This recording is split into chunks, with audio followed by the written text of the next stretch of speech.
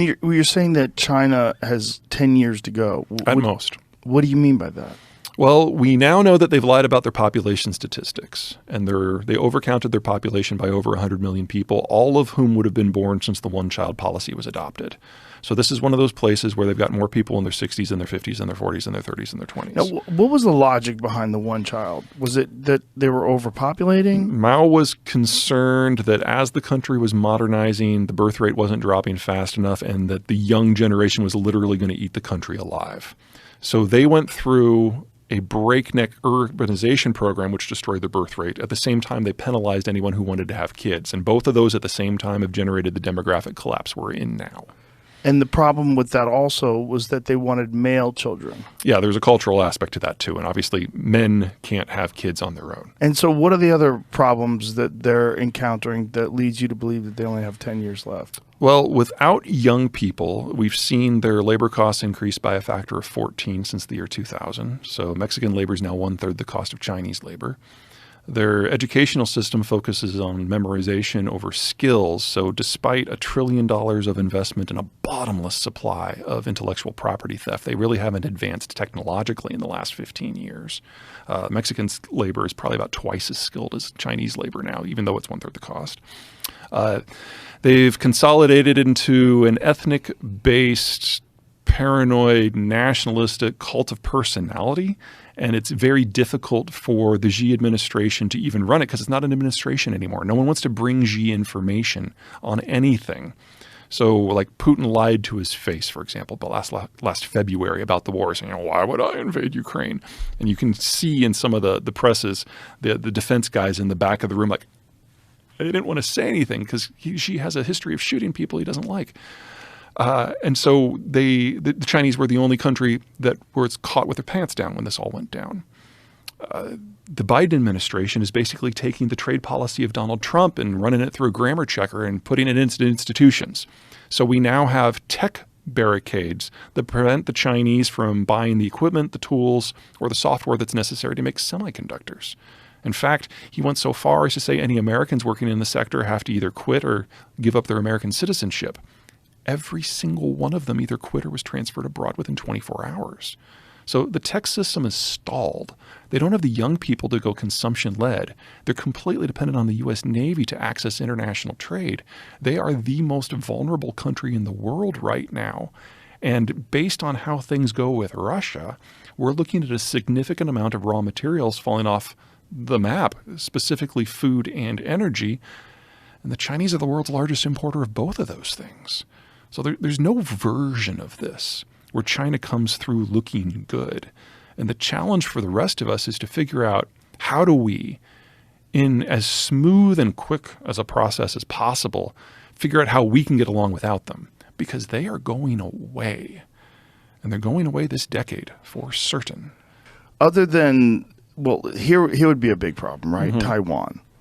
Like if we impose the kind of sanctions that we've imposed on Russia, if China decides to invade Taiwan and the world stands up and the world imposes sanctions on China, how does that go? Very ugly for the Chinese. So, say what you will about the Russian economy. It's corrupt, it's inefficient, it's not very high value add, but it's a massive producer and exporter of food and energy. You put the sanctions that are on the Russians on Beijing, and you get a deindustrialization collapse and a famine that kills 500 million people in under a year. And the Chinese know this. They can only push so hard. Also, you can make the argument that if the Russians succeed, they actually solve or at least address some of their problems. Even if the Chinese were able to capture Taiwan without firing a shot, it doesn't solve anything for them. They're still food importers. They're still dependent on the United States. They're still energy importers. And even if they take every single one of those semiconductor fab facilities intact, they don't know how to operate them because they can't operate their own. And their own are among the worst in the world, not the best. And what is their plan? The Chinese? Yeah, do we have any idea of what their plan to get out of this is? Nationalism. If you know that the economic situation is going to go to pot, then you have a couple of options. Option one is you try to cut a deal with a country that can help you out, but the only country that could do that is the United States. And the sort of strategic surrender that the Americans would require is not something that the Chinese would accept. So think about Germany in 1946. That's the scale of support and control that the Americans would insist upon for giving the Chinese a lease on life. But if you go with nationalism, give people a non-economic reason to support the state. So even if you lose your job, even if you can't feed your family, I'm Chinese, I'm Han, that's enough. That has been the strategy for the last couple of years. Will it be enough to preserve the CCP? Too soon to know. So if you play out China's collapse, how do you anticipate that goes? Do you think, what do you think, first of all, what do you think is like the first piece to drop? Chinese history is rich with ways that can all fall apart. Oftentimes it's based on having this hyper-centralization and an incompetent leader, or incompetent leader cadre maybe is a better way to phrase that. But how it usually goes is that the North kind of falls in on itself. It falls into famine. It falls into tyranny. You get hundreds of millions of people suffering from malnutrition and then ultimately dying. The coast goes one way. The interior kind of breaks off and shatters. And then the cities of the coast in the south, your Shanghai, your Fujian, your Guangzhou, your Hong Kong, they basically become independent city-states and integrate with foreign powers primarily in order to get food.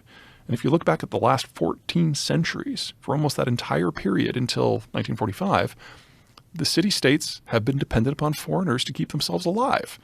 So we're really just reverting to a historical mean here.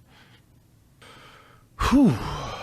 But how does China come through this, though? They don't. So what happens to them if they don't? Well, I mean, this is one of the wild things, and the hard parts of my job is we have never faced a demographic collapse that wasn't caused by war. The closest would be the Black Plague. But the Chinese are going to lose a greater percentage of their population in the next 20 years than Europe did during the Black Plague. And you think by famine? This assumes no famine. This is just aging. Just aging. Yeah, if you have an energy breakdown or a food breakdown, it happens a lot faster. And they have energy issues and they have food issues. They are the world's largest importer of energy, about 14 million barrels a day. Remember, we're a net exporter. And they are the world's largest importer of food and food inputs.